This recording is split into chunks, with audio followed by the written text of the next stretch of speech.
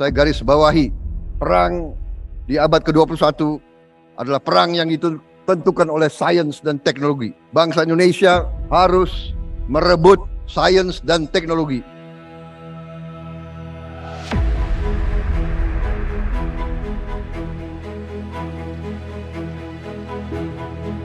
Penataran.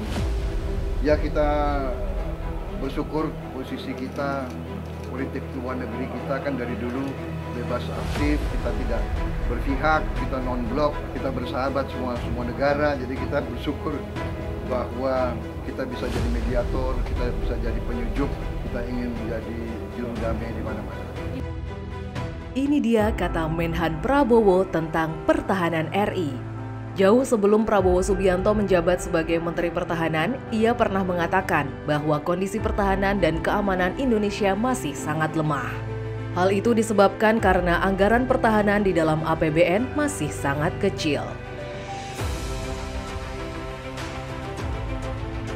Jadi masalah pertahanan keamanan ini saya kira, maaf Pak Jokowi, mungkin Pak Jokowi dapat briefing yang kurang tepat. Jadi 107 triliun itu ya 5% dari APBN kita, 0,8% dari GDP kita. Padahal Singapura itu anggaran pertahanan 30% dari APBN-nya, 30%, 3% dari GDP mereka. Saya hanya mengatakan, saya pengalaman Pak di tentara. Lebih lanjut, Prabowo menyampaikan bahwa jika pertahanan dan keamanan negara lemah, maka Indonesia tidak memiliki kekuatan militer yang cukup untuk menghadapi berbagai ancaman yang dapat menyerang kedaulatan RI. Prabowo juga mengatakan bahwa diplomasi luar negeri yang baik pun tidak akan ada artinya apabila pertahanan dan keamanan negara tidak diperhatikan.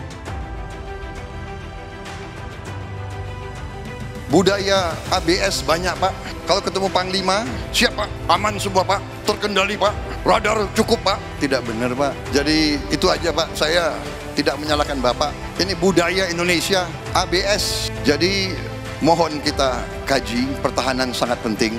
Kita tidak mau mengancam siapapun, tapi kita lemah Pak. Mungkin Menteri Terima Bapak kasih Bapak Prabowo Subianto sudah beritahu nggak berapa peluru, berapa hari peluru kita perang. Tidak sekedar omongan, setelah terpilih sebagai Menteri Pertahanan Kabinet Indonesia Maju, Ketua Umum Partai Gerindra itu pun langsung menunjukkan kinerjanya dalam memajukan kemiliteran Indonesia. Prabowo menyampaikan bahwa tujuan dari memperkokoh sistem pertahanan bukanlah untuk tujuan mengancam negara lain, melainkan untuk menjaga keamanan dan keselamatan di dalam negeri, termasuk mempertahankan kemerdekaan. Radar maritim kita, radar udara kita ini sudah menguasai seluruh wilayah kita 100%. Karena ada 19 titik radar udara kita yang telah terkoneksi. Ada 11 titik maritim kita yang telah tersambung dan terkoneksi. Mengenai anggaran, perlu saya sampaikan, anggaran di Kementerian Pertahanan kita sekarang sudah 107 triliun. Nomor 2 setelah Kementerian PU. Menjaga keamanan negara merupakan satu-satunya cara yang bisa dilakukan untuk menjaga keselamatan rakyat yang ada di dalamnya. Dan hal itu menurut Prabowo merupakan tugas dan tanggung jawab utama para prajurit TNI.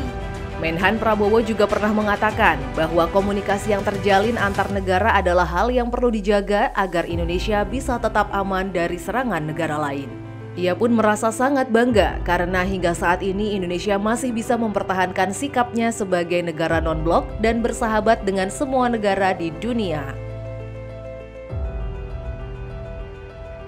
Artinya perhatian kita terhadap pertahanan ini juga bukan main-main. Bahwa masih ada yang proses, ada yang kurang. Inilah yang harus kita perbaiki sebagai pemimpin. Saya optimis dengan penguasaan radar udara, radar maritim yang sudah 100%. Siapapun yang masuk ke teritori negara kita akan ketahuan.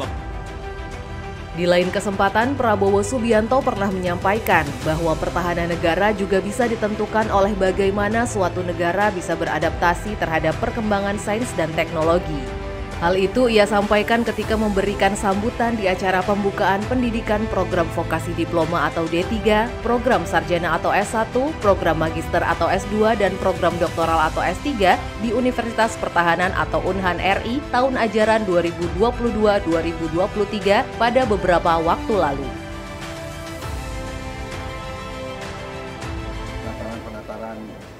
Ya, kita bersyukur posisi kita, politik luar negeri kita kan dari dulu bebas aktif, kita tidak berpihak, kita non-blok, kita bersahabat semua negara. Jadi kita bersyukur bahwa kita bisa jadi mediator, kita bisa jadi penyejuk, kita ingin menjadi juru damai di mana-mana.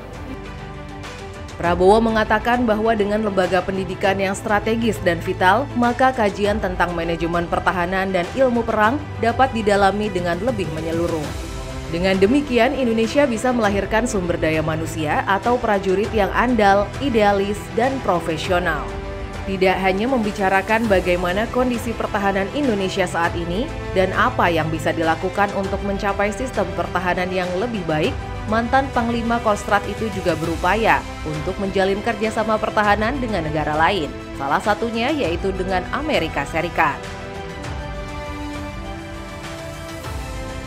Saya garis bawahi, perang di abad ke-21 adalah perang yang ditentukan oleh sains dan teknologi. Bangsa Indonesia harus merebut sains dan teknologi.